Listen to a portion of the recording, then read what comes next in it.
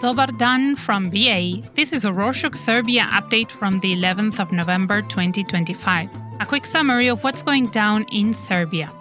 On Thursday the 6th, students from 24 high schools left their classes to gather in front of the parliament building in support of Diana Hrka, mother of late Stefan Hrka, who was one of the victims of the railway station disaster in November last year. Thursday marked the 5th day of Hrka's hunger strike, which she said was her own way of challenging the government to find justice for her son and the 15 other victims of the tragedy. High school students said that Hrka must not be alone in her fight for justice. Recall that last year, a faulty canopy at the northern city of Novi Sad's railway station collapsed and killed 16 people. The tragedy sparked mass student protests, the largest Serbia has ever seen, in a fight for justice and accountability.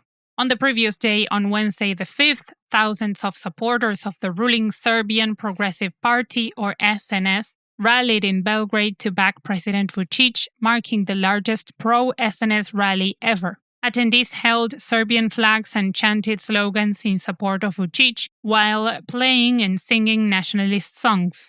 SNS members were also present at the rally, with Ana Brnabić, the parliament speaker, who is also one of Vučić's closest allies, praising the crowd for their support of the SNS. Ahead of the rally, local media outlets reported that a large portion of attendees came from more rural places in Serbia, with transportation provided by the SNS. Speaking of Vučić, last week he announced that the Serbian Security Service had launched a search for 2 unidentified snipers. Without specifying who they were targeting, Vučić was adamant that he knew who had paid them and for what. He went on to vaguely hint that the 2 could be trying to bring him down in the wake of protests against his rule, saying, quote, "This is their only way, but they cannot defeat me," unquote. So far, the police have arrested several people in connection to the case, some of which were outside of Serbia but are yet to charge them. In other news, on Friday the 7th, MPs adopted a special law on redeveloping the former Yugoslav Army General Headquarters in Belgrade, a socialist-era building that was partly destroyed in the NATO bombing of Yugoslavia in 1999. The law, called Lex Specialis, aims to speed up the implementation of a renovation project funded by Trump's son-in-law, Jared Kushner, and his company, with plans to turn the landmark into a hotel. Opposition MPs and architectural experts heavily criticized the law implementation, highlighting that the government adopted Lex Specialis for the renovation of the Novi Sad railway station too, whose canopy ended up killing 16 people just months after. They said that a law that enables the government to bypass normal procedures, especially regarding safety, is a recipe for another tragedy. In his promotion of the Yugoslav Army General Headquarters redevelopment plan on national television, President Vučić made sure to attack all of those who are stalling the project. He accused the country's top corruption and organized crime prosecutors of being a corrupt gang. In response, the prosecutors accused Vučić of abusing his powers on national television by going on a tirade against them, labeling his words as offensive and untrue.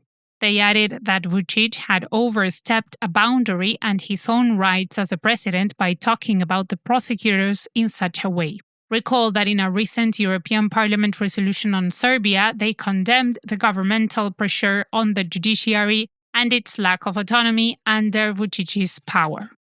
On that note, about the EU, Marta Kos, its enlargement commissioner, presented a report on the progress of EU candidate countries on Tuesday the 4th. When it came to Serbia, Kos underlined that the implementation of reforms has slowed down significantly.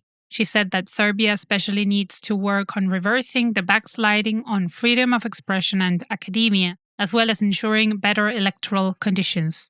Kos also targeted the ruling officials for their recurring hostile rhetoric against the EU, which is also usually accompanied by false statements and misinformation.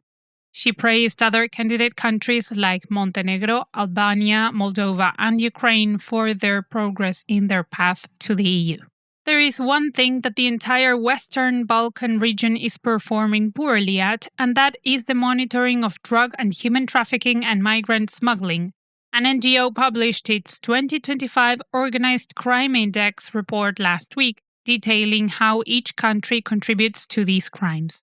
They said that Albania is both a source and transit country for human trafficking, and that Kosovo and North Macedonia have limited border controls, which let trafficked persons and goods enter Serbia. Bosnia and Montenegro are also complicit. As for Serbia, the report underlines that human trafficking remains widespread and that the country is both a source, transit, and destination country. The report explains how the victims end up in Western Europe, being forced to work in construction, hospitality, agriculture, and in private households.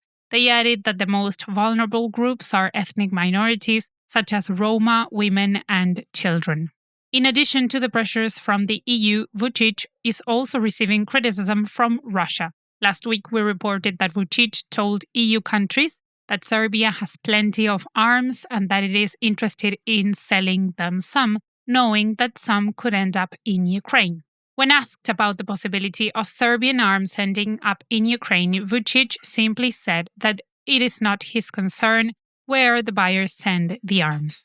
In response, Russia's foreign ministry spokeswoman addressed Vučić and said that Russia expects Serbia to follow through with the commitments it has made on arms exports, especially those ensuring that Serbian arms do not end up in Ukraine. In an update to a story we have been covering for a while now, the Serbian Minister of Energy announced that the Russian stake owners of the US-sanctioned state-owned energy company Niš are ready to sell their shares to third parties in order to lift the sanctions. The two Russian owners had already sent the US a statement informing them of their will to reduce Russian ownership of Niš, which the Serbian government has formally supported. In some news about the economy, the Republican Geodetic Authority reported on Thursday the 6th that the apartment prices in Serbia have increased by around 6% year-on-year. They said that there has also been a 9% increase in apartment contracts, with a total of 12,600 new ones made from April to June alone.